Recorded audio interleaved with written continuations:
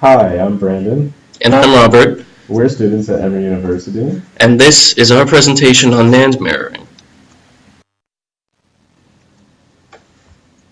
Many of you may recall the famous dispute between Apple and the FBI.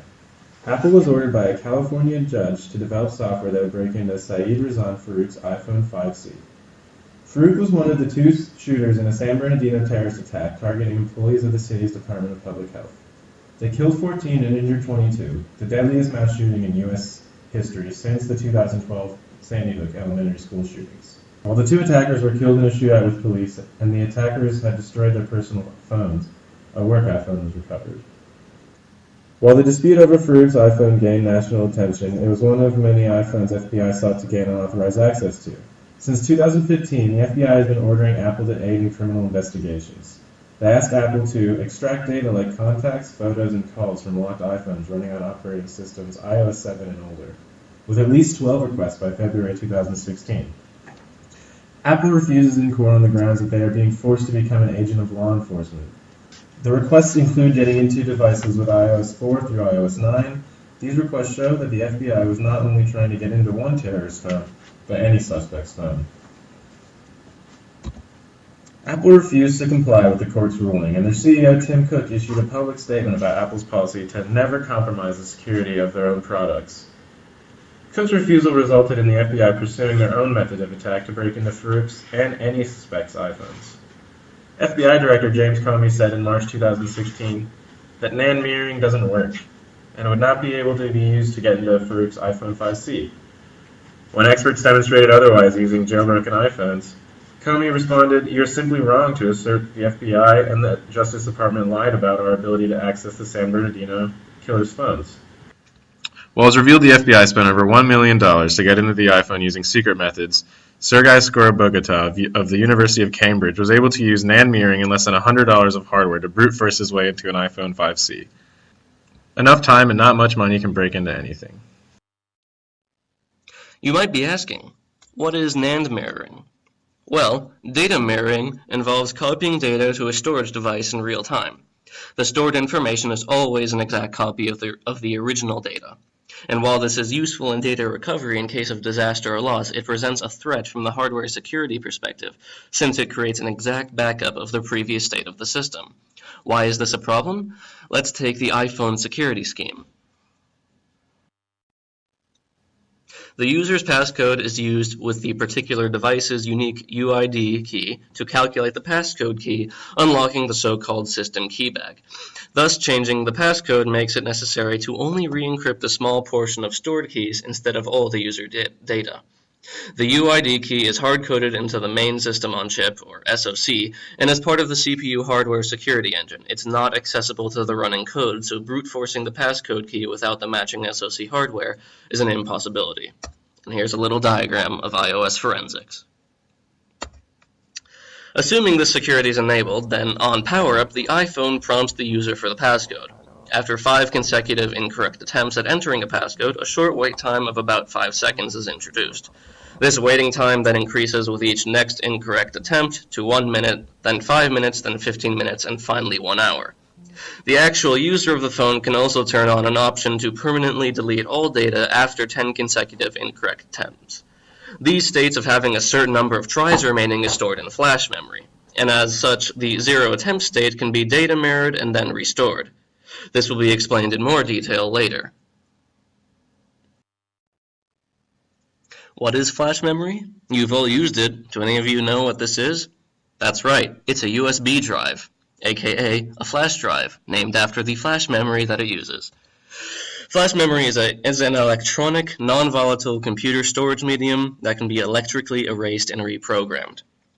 Toshiba introduced it to the market in 1984, and there are two main types of flash memory: NAND memory and NOR memory, named after the respective logic gates. Many previous storage mediums required complete erasure before rewrite, but this isn't the case for either type of flash memory. NAND-type flash memory may be written and read in blocks much smaller than the entire device, and NOR-type allows a single machine word to be written to an erased location or read independently. Flash memory in general has many applications and offers fast read access times along with mechanical shock resistance and high durability. The primary differences between NAND type and NOR type are in the connections of the individual memory cells and the interface provided for reading and writing the memory. The iPhone uses NAND type flash memory. NAND flash gets its name from the structure of the interconnection between memory cells. They're connected in series, resembling a NAND gate. The series connections consume less space than parallel ones, reducing the cost of NAND flash compared to NOR flash, though this does not, by itself, prevent NAND cells from being read and programmed individually. NAND mirroring is a hardware-based attack, therefore the iPhone must be taken apart to access the physical memory. This is not easy, of course, because of Apple's proprietary design intended to keep the consumer out of their own device and require them to seek Apple-certified technicians. In the case of the NAND, it contains a counter for the password, so all we'll need to do, once taken apart, is to connect the newly imaged chip to the modified iPhone. Websites like iFixit give anybody a breakdown as to deconstructing their iPhone by prying it apart. The attacker needs access to the main board of the iPhone, which is where the NAND chip is stored. The main board, which is like a motherboard containing the system on chip, which acts as a combined CPU, GPU, and RAM would in your PC, as well as the NAND chip, which acts as the hard drive would for your PC. The board is screwed into the iPhone's chassis, located behind the screen.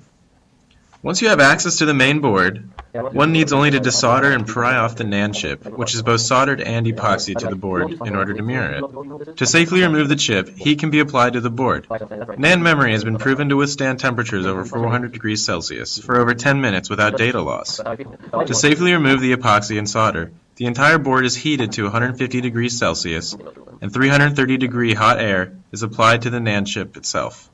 An attacker can then use a thin knife to break through the seal. With the NAND removed, a connector can be soldered to the main board, with another soldered to the NAND chip, allowing the attacker to easily reattach the chip after mirroring it. A custom printed circuit board can be crafted. This circuit board containing the NAND can then be attached to the computer and interfaced with a custom IC programmer. Using a custom board to interface between a blank NAND chip taken from a different device, a mirror of the encrypted 16GB NAND can be created in about 80 minutes. Exact mirroring of the chip causes the iPhone to crash when booting to the backup chip.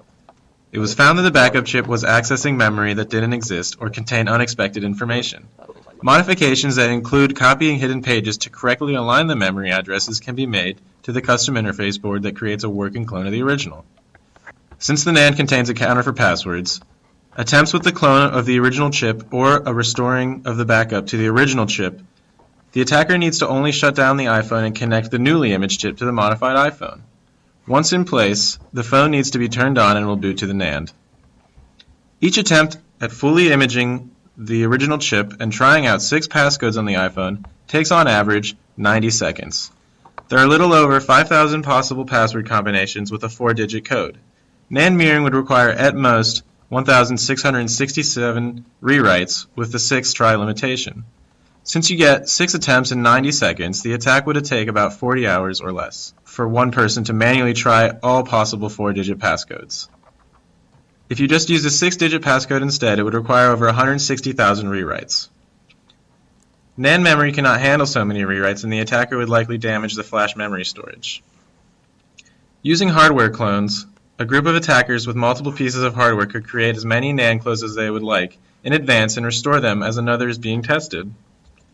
Using this method, it would require only 45 seconds to try the passwords and reboot the phone into a clone. This method would only take about 20 hours to try every single password. If you had a 6-digit passcode, the time would increase to 3 months, and the memory would be probably damaged first. Several approaches can be taken at various levels as countermeasures to the NAND mirroring technique.